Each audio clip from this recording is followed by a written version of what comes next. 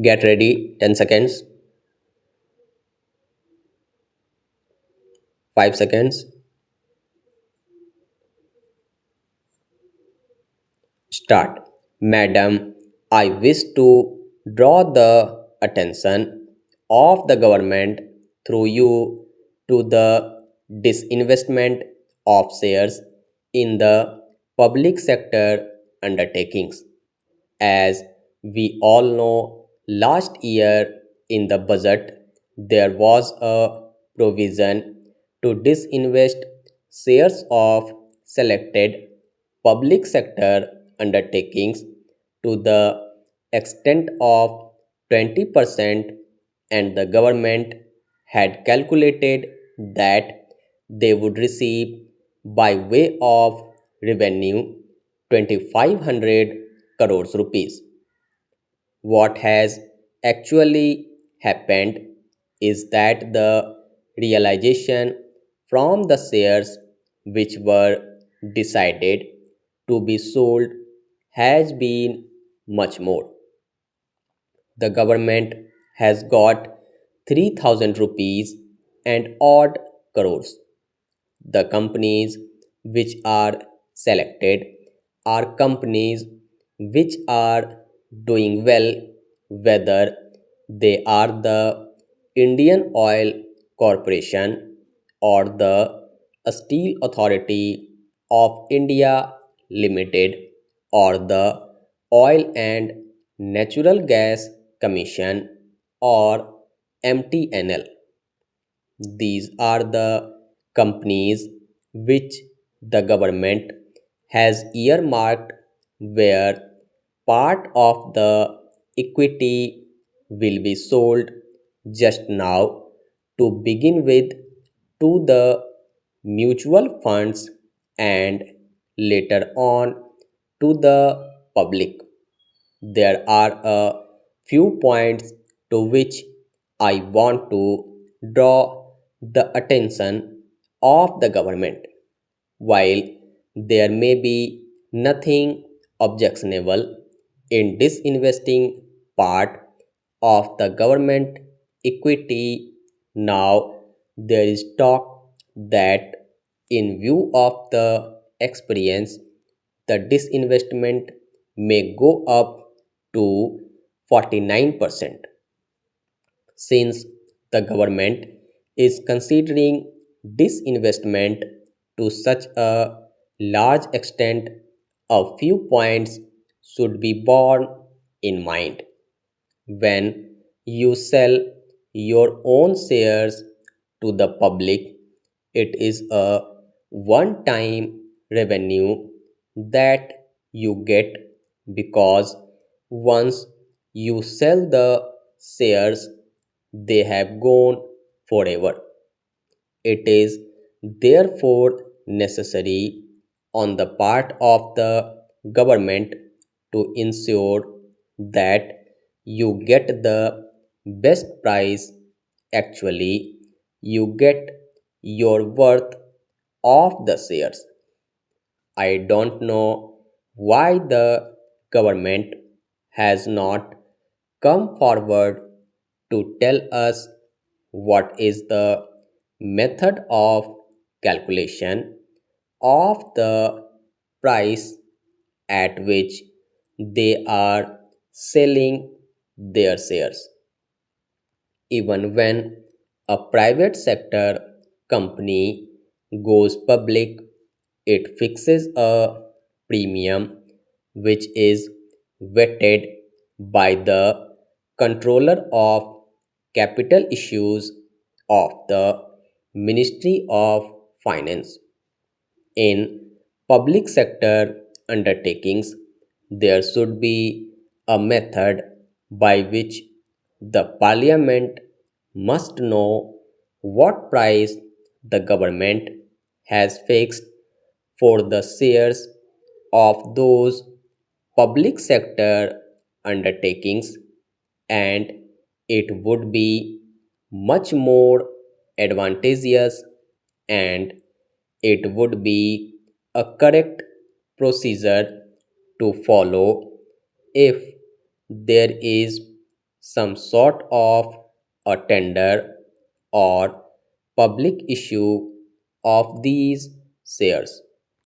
Why should there be secrecy? There should be total transparency in the transaction. Government should come out with a position paper giving details such as what are the names of the undertakings, whether they have already sold the shares which they proposed to sell, what are the numbers of shares they sold, what is the price fixed, who were the buyers, and what was the method followed in selling those shares. I understand from the a speech of the finance minister in the budget that for the next year they are going to evolve some guidelines and procedures. My request to the government is that they should come out with a clear cut procedure where the government realizes the best price for the shares and the shares are widely distributed to the public in case they are going to make it a public issue. Madam, my other point, apart from the high realization, is the use of money so collected. It is a very well known when any private entrepreneur sells capital assets, the procedures used either to buy another capital asset or to repay debts. Unfortunately, because of the difficult financial situation of the government, the money collected last year has been spent on expenditure. It is a very dangerous thing.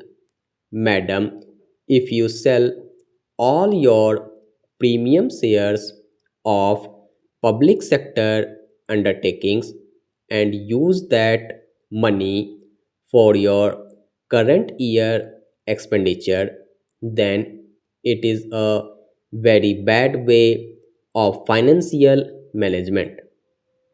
I request the finance minister through you that this year, whatever realization they will make out of the proceeds of the shares of public sector undertakings should be strictly used either to acquire another asset or to repay debts so that liabilities of the government come down to that extent.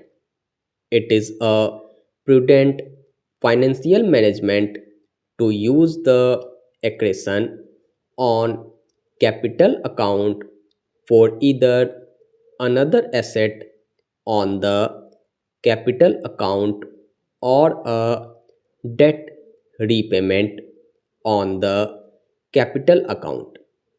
Sir, this is a very serious matter, and if we are going to amend the constitution and oust the jurisdiction of the High Court and the Supreme Court, there may be other people who would like to amend the constitution for certain other purposes. Going up to the High Court and getting writs is not a right provision. You know people are going to the high courts and getting writs. Are we then to amend the constitution to make it impossible for people to get these writs? That will be a very serious matter, and it will be a wrong thing if we begin to amend the constitution because it does not please a particular section of the people of India.